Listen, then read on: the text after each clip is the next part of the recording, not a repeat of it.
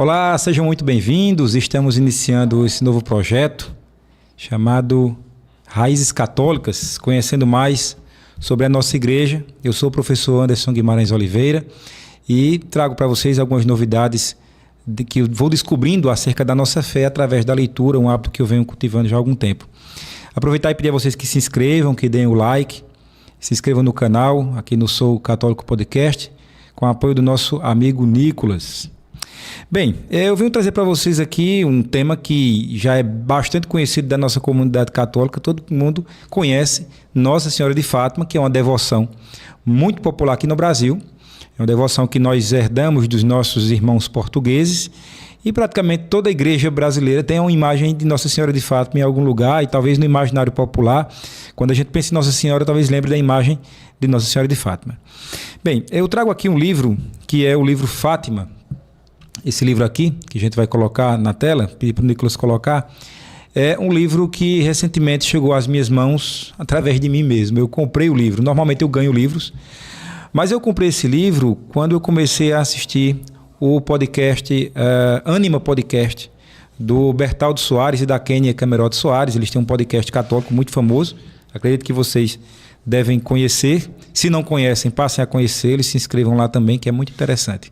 E é um livro escrito por ambos, né, no qual é tratado o milagre de Nossa Senhora de Fátima.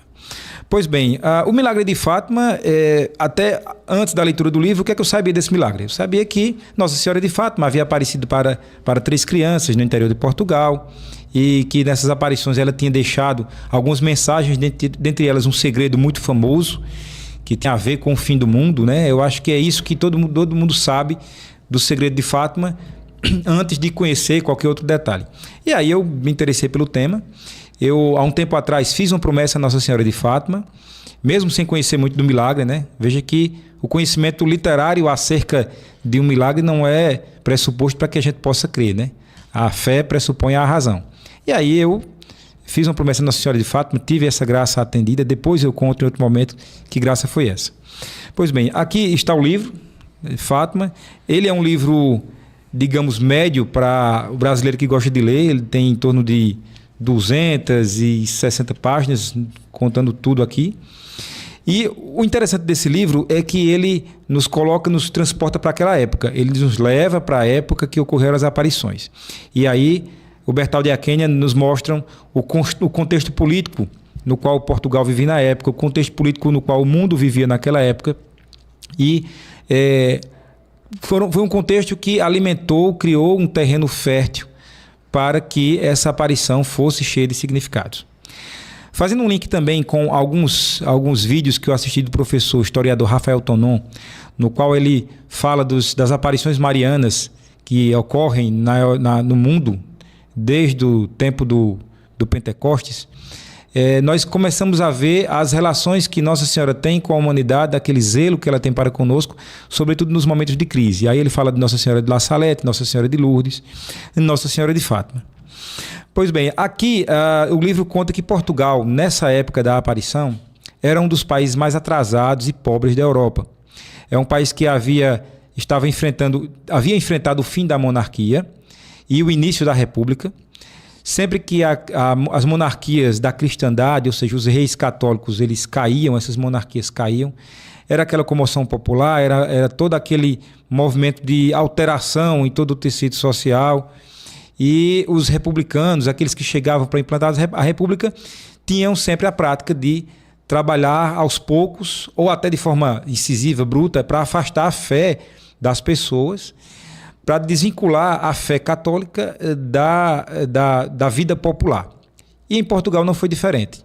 Então a fé católica era colocada como superstição, não havia nenhum apoio à igreja, alguns prédios da igreja foram confiscados pelos revolucionários republicanos, e não foi diferente no resto da Europa, né? Haja vista, acredito que o maior exemplo disso foi quando ocorreu a Revolução Francesa, e que muitos prédios da igreja foram confiscados pelo governo e jamais foram devolvidos.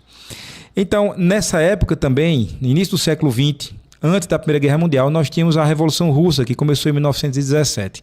Então, havia um contexto anticristão num grande país, né, na Rússia, E o comunismo, que era uma ideologia política que estava sendo costurada já há um bom tempo, teve a grande oportunidade de ser colocado em prática num país grande como a Rússia. Nesse contexto de supressão da fé popular, supressão da fé da igreja em toda a Europa e em Portugal, também o livro conta que essa fé era associada ao atraso do país, o país talvez, digamos que o país fosse atrasado porque era um país católico. Então havia essa marginalização da fé católica.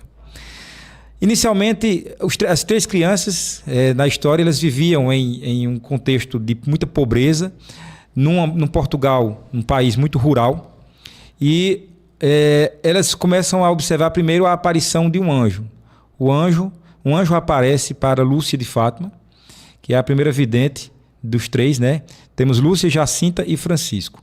Lúcia conseguia estabelecer, era mais velha e conseguia estabelecer uma comunicação completa com o anjo e com Nossa Senhora. E aí, uma coisa bem interessante que na aparição do anjo de Portugal é a aparição na qual ele mostra que haverá o perigo da guerra, ele mostra imagens da guerra para essas crianças. E aqui na página 51 do livro, tem uma coisa que eu deixei marcada aqui, que é o seguinte: o anjo ensina uma oração às crianças, além da oração do anjo de Portugal, que, diga-se de passagem, né, para a gente não esquecer, é aquela que diz assim: Senhor, eu creio, adoro, espero e amo-vos, e peço perdão por aqueles que não creem, não adoram, não esperam e não vos amam. Além dessa oração, o anjo fala o seguinte aqui numa das aparições: Santíssima Trindade, Pai, Filho e Espírito Santo, adoro-vos profundamente e ofereço-vos o preciosíssimo corpo, sangue, alma e divindade de Jesus Cristo, presente em todos os sacrários da terra, em reparo dos ultrajes, sacrilégios e indiferenças com que ele mesmo é ofendido. Veja, corpo, sangue, alma e divindade. Se eu pegar outro livro, que depois eu vou abordar em mais detalhes, o Diário de Santa Faustina, o diário na página, deixa eu ver aqui que eu marquei no livro, olha só. O Diário de Santa Faustina, que é uma santa polonesa para a qual Jesus Cristo aparece e Nossa Senhora também, no parágrafo 475. Parágrafo 475 do livro, Nossa Senhora, aliás, o anjo, 475. O anjo aparece para Santa Faustina e olha o que o anjo diz: Eterno Pai, eu vos ofereço o corpo e o sangue, a alma e a divindade do vosso diletíssimo Filho, nosso Senhor Jesus Cristo, em expiação dos nossos pecados e dos pecados do mundo inteiro. Pela sua dolorosa paixão, tende misericórdia de nós e do mundo inteiro, que é a oração que consta no texto da misericórdia. Veja, o anjo aparece para Santa Faustina e pede reparação pelos pecados cometidos contra nosso Senhor Jesus Cristo, o mesmo que o anjo fala no livro de Fátima. Então, as aparições desses anjos, né, elas talvez sejam o mesmo anjo, não sabemos, mas a mensagem é a mesma.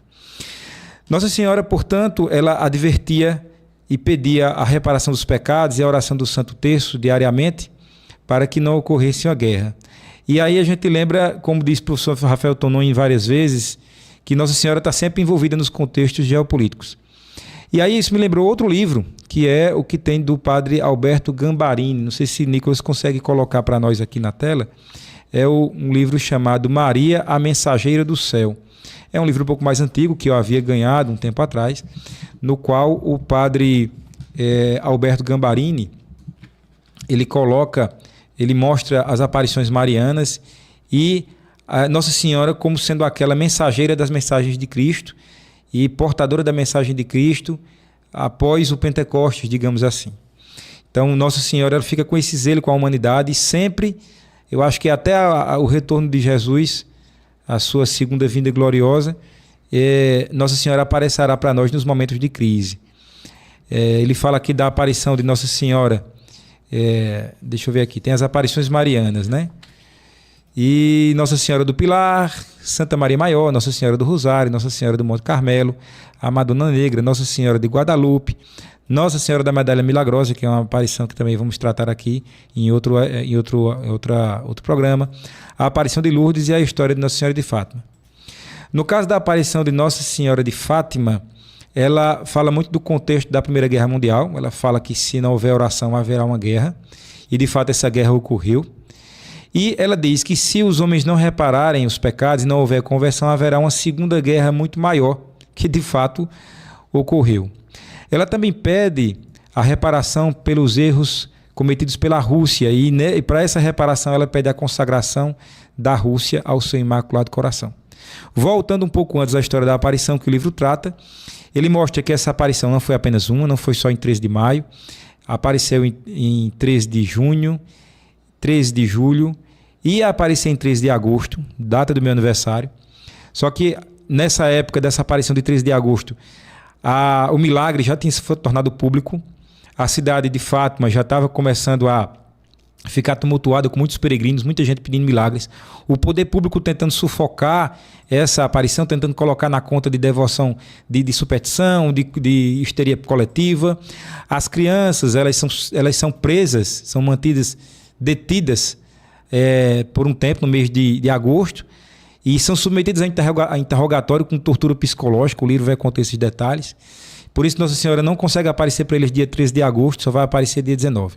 E as aparições continuam, tendo a última aparição em outubro, que é a chamada Milagre do Sol, que foi registrada por jornais da época. E aí chega-se ao ponto que as aparições elas tomam uma proporção tão grande que as forças opressoras desistem, e aí é melhor assumir que Nossa Senhora de fato apareceu e trouxe essa mensagem de paz. Ocorre que uma coisa que eu não sabia depois que eu li o livro é que Nossa Senhora continua aparecendo para Lúcia. Lembrando que as duas outras crianças elas morrem logo cedo, e Nossa Senhora continua aparecendo para Lúcia ao longo de toda a sua vida. Lúcia morreu bem idosa. E ao longo das aparições que Nossa Senhora fazia para Lúcia, nesses diálogos, ela pedia a consagração da Rússia ao seu Imaculado Coração. Essa consagração tentou ser feita por vários papas ao longo da história, e nas mensagens, no feedback que Nossa Senhora dava a Lúcia, a consagração não estava sendo feita nos moldes que era para ser. Até que na década de 80, já no contexto de Guerra Fria, um corajoso padre, se eu não me engano polonês, e aí eu não vou dar spoiler no livro, não vou dar os detalhes, você vai ter que comprar o livro para ler. Um padre, se eu não me engano polonês, corajosamente, ele aceita uma missão secreta que o Papa o coloca, e ele vai a Moscou e celebra uma missa clandestina, uma missa escondida, correndo um risco enorme. Nessa missa é feita a consagração, de fato, nos moldes que Nossa Senhora pedia. E depois que é dado feedback dessa consagração, como foi feita, numa aparição particular, Nossa Senhora fala a Lúcia que a consagração de fato foi feita conforme ela havia falado, e providencialmente, pouco tempo depois, em 1980 e 90, né, em 89, nós temos a tão celebrada queda do Muro de Berlim e o fim da ex-União Soviética, e aí nós atribuímos a esse fim dos erros da Rússia.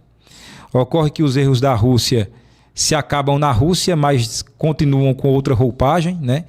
A União Soviética deixou de existir, mas a ideologia comunista se espalhou pelo mundo, e Nossa Senhora se torna um baluarte no combate ao comunismo. Temos entre nós um santo, que outrora foi Papa João Paulo II, que se torna também um baluarte na guerra contra o comunismo. E o Papa João Paulo II tem uma participação enorme na articulação para o fim da União Soviética, é o que fala também o livro, e nessa consagração à Rússia. Então, o livro ele conta uma história, ele nos passa o contexto político, ele relaciona a Revolução Russa, Primeira Guerra Mundial, Segunda Guerra Mundial, com as aparições de Fátima. Então, para o católico que gosta de história, e também para o historiador que nem é católico, mas tem interesse em saber o contexto que isso aconteceu, dá uma olhada nesse livro, é bem interessante, e eu recomendo bastante. Então fica aí a recomendação do livro Fátima. Muitas coisas podemos dizer sobre as aparições de Nossa Senhora de Fátima. Inclusive, depois da leitura do livro, foi que eu passei a entender por que é que em Fátima, no santuário, em Portugal, existe um pedaço do Muro de Berlim. Eu pensava, o que é que tem a ver o Muro de Berlim com Nossa Senhora de Fátima? É um espólio de guerra. O que é um espólio de guerra? Quando uma nação conseguia conquistar outra, ela trazia como um troféu de guerra espólios daquela outra nação. Então, é como se fosse um espólio de guerra dessa guerra espiritual. De fato, conseguiu-se interromper esses erros da Rússia, que Nossa Senhora falava, e um pedaço do Muro de Berlim consta lá no santuário. Para quem não tem sonho de ir para o santuário de Fátima, tem desejo, mas não consegue, porque é longe, porque é caro, etc. O Bertal de Aquênia, com um apoio de uma série de pessoas, construíram uma réplica perfeita do santuário no Rio de Janeiro, que eles tanto falam no podcast. Então, vale a pena conhecer. Então fica por aqui a recomendação do livro Fátima. Espero que gostem, boa leitura para todos. Não esqueçam de se inscrever no canal, colocar os comentários aqui, dar o like, colocar suas impressões sobre esse livro, as revelações que você tem a partir desse livro, o aprendizado que nós temos, e propaga essa devoção para todos aqueles que se interessarem. Um abraço a todos, até a próxima.